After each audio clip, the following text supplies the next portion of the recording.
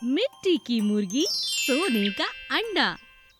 रत्ना एक दिन जिद करती है पैसे जमा करने के लिए एक गुल्लक चाहिए। पिताजी पिताजी, आज घर आते हुए मेरे लिए गुल्लक ला दो ना। मेरे पास एक भी गुल्लक नहीं है।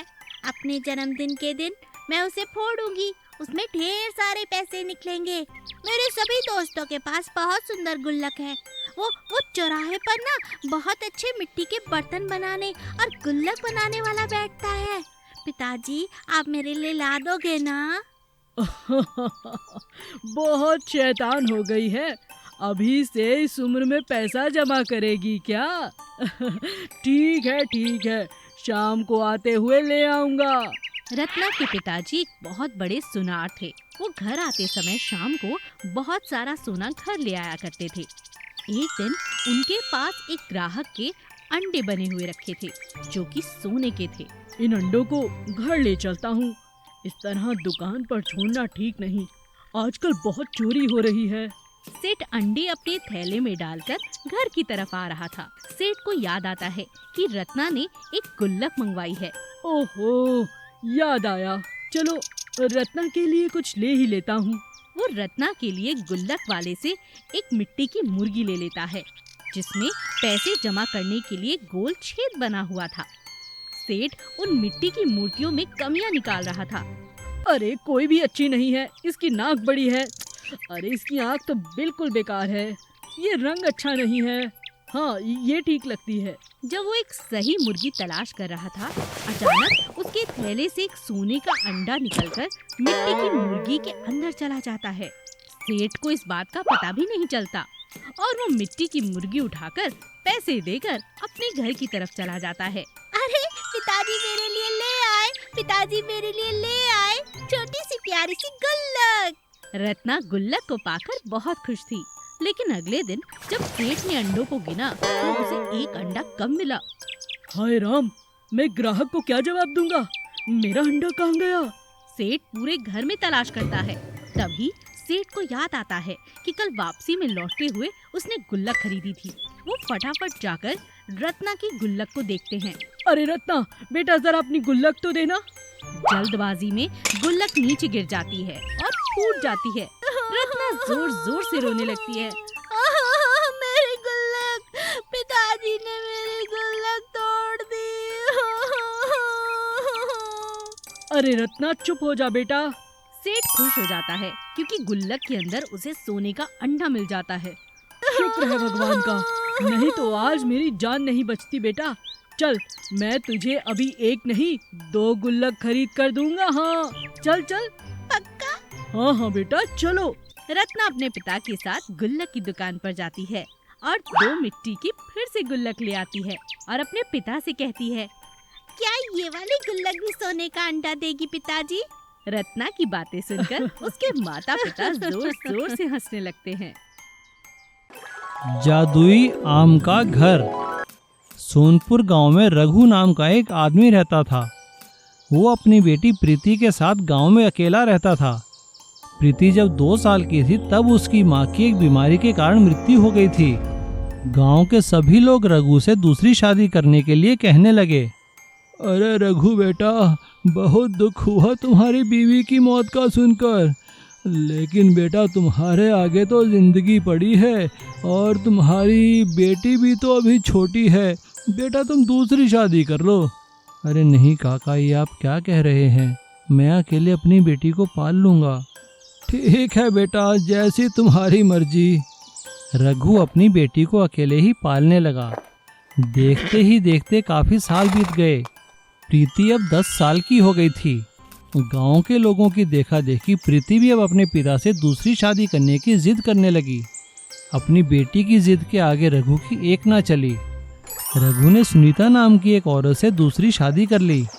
देखने में तो सुनीता बहुत खूबसूरत थी, लेकिन वो बहुत ही लालची और गुस्सैल थी।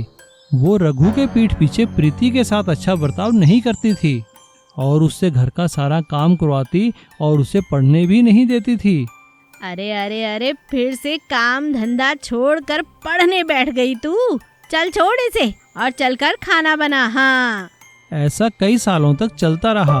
प्रीति ने अपने पिता से कुछ नहीं कहा। वो अपने पिता के आगे हमेशा खुश रहती थी, लेकिन वो अपने दिल की बात अपनी एक सहेली मीना को बताया करती थी। वो मीना से बाजार में किसी न किसी बहाने से जाकर मिला करती थी। मीना भी प्रीति का खूब ख्याल रखती थी। लेकिन एक दिन जब बाजार में प्रीति सब्जी लेने गई और वो मीना से बात कर रही थी, तभी सुनीता वहाँ आ गई। सुनीता को ये देखकर बहुत बुरा लगा कि प्रीति उसकी बुराई मीना से कर रही है। सुनीता ने प्रीति को खूब डांटा और उसे मारकर घर ले आई। लेकिन प्रीति ने मीना से मिलना नहीं छोड़ा। एक दिन जब प्रीति बाजार गई तो उसे पता चला कि मीना की तबीयत बहुत खराब है। वो बड़े दुखी मन से घर वापस आई, लेकिन घर आते ही उसे एक और बुरी खबर मिली। उसके पिता की एक एक्सीडेंट में मृत्यु हो चुकी थी।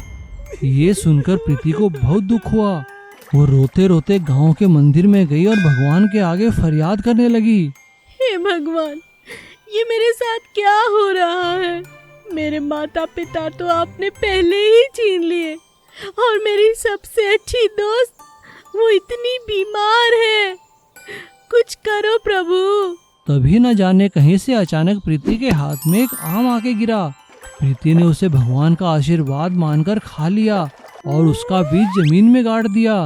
अगले दिन जब प्रीति उठी तो उसकी हैरानी का ठिकाना न रहा। वो बीज देखते ही देखते एक बहुत बड़े आम के पेड़ में बदल चुका था।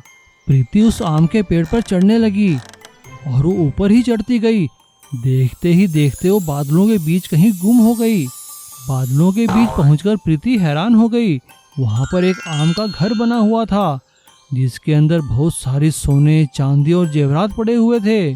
तभी वहां पर एक दैवीय भविष्यवाणी होती है। बेटा, ये सब आपके लिए है, जितना चाहो उतना ले जाओ। प्रीति वहां से सोना चांदी ले जाकर बेचकर अपनी दोस्त मीना का इलाज करवाती है। कुछ ही दिनों में उसकी दोस्त मीना ठीक हो जाती है और प्रीति को भी एक अच्छी नौकरी मिल जाती है। और सुनीता को सभी गांव वाले प्रीति के साथ बुरा व्यवहार करने के कारण घर से निकाल देते हैं।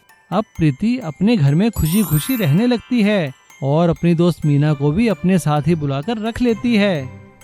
नारियल बर्फी वाली बीवी। रूपेश और कमला पति पत्नी थे। दोनों अपना बेटा रवि के साथ खुशी खुशी रहते थे। रूपेश का बड़ा नारियल का खेत था। वह रोज जाकर नारियल का पेड़ चढ़कर नारियल तोड़ता था। फिर उसके सारे फसल को मार्केट में ले जाके बेचता था। उसको थोड़ी बहुत मुनाफा भी होती थी। एक दिन रूपेश आकर कमला से कहा, कमला, कहाँ है मेरा प्यारा बेटा? मैं उसे मेरी तरह नारियल वाला नहीं बनाना चाहता हूँ। उसे पढ़ लिख कर एक बड़ा ऑफिसर बनना है। अरे वो देखो, तुम्हारा लाडला आ रहा है खेल से। माँ, मुझे बहुत भूख लगी है, जल्दी से मुझे कुछ खाने के लिए दो ना। बेटा रवि, तुम्हें सिर्फ खेलना ही नहीं, तुम्हें बहुत अच्छी तरह पढ़ना लिखना भी चाहिए। हाँ पापा, मैं पढ़ रहा हूँ, लेकिन आप मुझे कल आपके साथ खेत में ले जाना। मैं भी नारियल तोड़ना सीखूंगा। ठीक है बेटा। ऐसा रूपेश और रवि दोनों अगले ही दिन सुबह ही खेत में जाते हैं। तभी रूपेश ने बोला, बेटा, तुम अच्छी तरह से देखते ही रहना, चढ़ो मत, अगर संतुलन नहीं रहेगा तो गिर जाएगा। ऐसा बोलकर रूपेश नारियल का पेड़ चढ़ जाता है और नारियल तोड़ना शुरू करता है। उसके बाद दूसरा और तीसरा पेड़ भी चढ़ा, लेकिन इधर रवि एक पेड़ थोड़ा चढ़ जाता है और उसका पांव फिसलने से नीचे गिर जाता है। रवि को कुछ नहीं होता, लेकिन उसका चिल्लाने की आवाज सुनकर रूपेश, जो पेड़ के ऊपर था, उसका संतुलन बिगड़ जाता है।